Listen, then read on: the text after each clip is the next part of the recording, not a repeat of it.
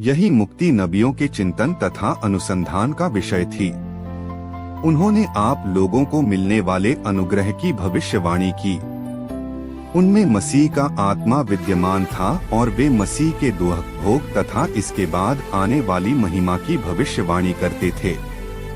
नबी यह जानना चाहते थे कि आत्मा किस समय और किन परिस्थितियों की ओर संकेत कर रहा है। उन पर प्रकट किया गया था कि वे जो संदेश सुनाते थे वह उनके लिए नहीं बल्कि आप लोगों के लिए था। अब सुसमाचार के प्रचारक स्वर्ग से भेजे हुए पवित्र आत्मा की प्रेरणा से आप लोगों को वही संदेश सुनाते हैं। स्वर्गदूत भी इन बातों की पूरी जानकारी प्राप्त करने के लिए उत्सुक हैं। इसलिए आप लोग सतर्क और संयमी बने रहें और उस अनुग्रह पर पूरा भरोसा रखें जो ईसा मसीह के निकट होने पर आपको प्राप्त होगा। आप आज्ञाकारी संतान बनकर अपनी वासनाओं के अनुसार आचरण नहीं करें, जैसा कि पहले किया करते थे जब आप लोगों को ज्ञान नहीं मिला था। आपको जिसने बुलाया वह पवित्र है। आप भी उसके सदृश अपने समस्त आचरण में पवित्र बने, क्योंकि लिखा है, पवित्र बनो क्योंकि मैं पवित्र हूँ। सुसमाचार संत मार्कुस का सुसमाचार 10:28-31। तब पेतरुस ने यह कहा, देखिए, हम लोग अपना सब कुछ छोड़कर आपके अनुयायी बन गए हैं।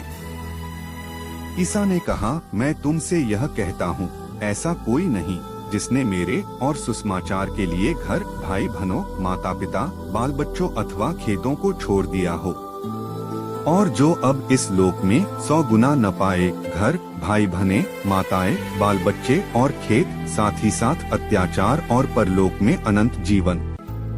बहुत से लोग जो अगले हैं पिछले हो जाएंगे और जो पिछले हैं अगले हो जाएंगे। मनन चिंतन।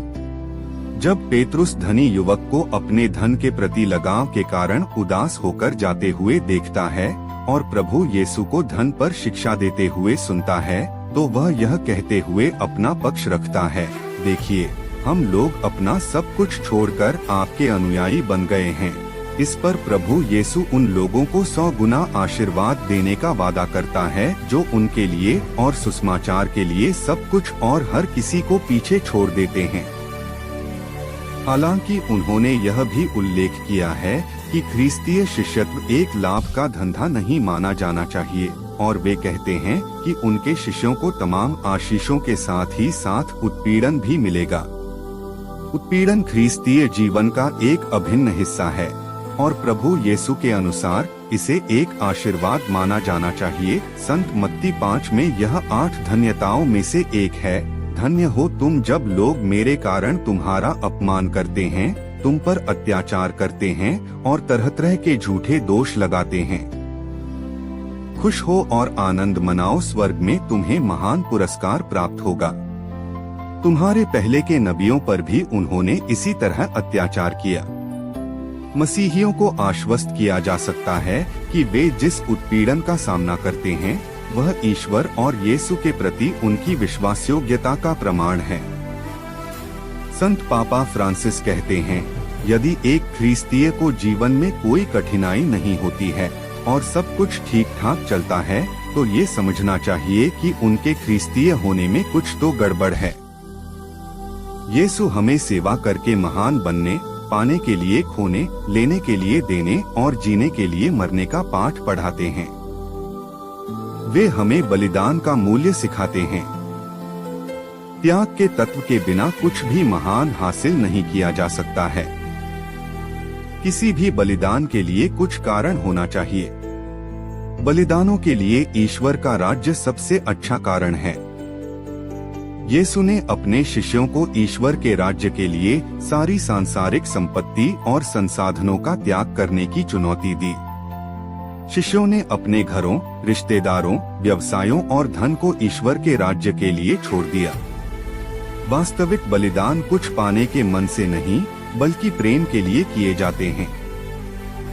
यह उस प्रकार का प्रेम है जिसे प्रभु ईश्वर प्रकट करते हैं। ईश्वर ने संसार को इतना प्यार किया कि उसने इसके लिए अपने एकलौते पुत्र को अर्पित कर दिया, जिससे जो उसमें विश्वास करता है उसका सर्वनाश न हो बल्कि अनंत जीवन प्राप्त करे। योहन 3:16। हमें ईश्वर के इस प्रेम का अनुकरण करना चाहिए जो बलिदान करता है। यीशु ने अपने प्रेम के खातिर दुख उठाया और मर गए।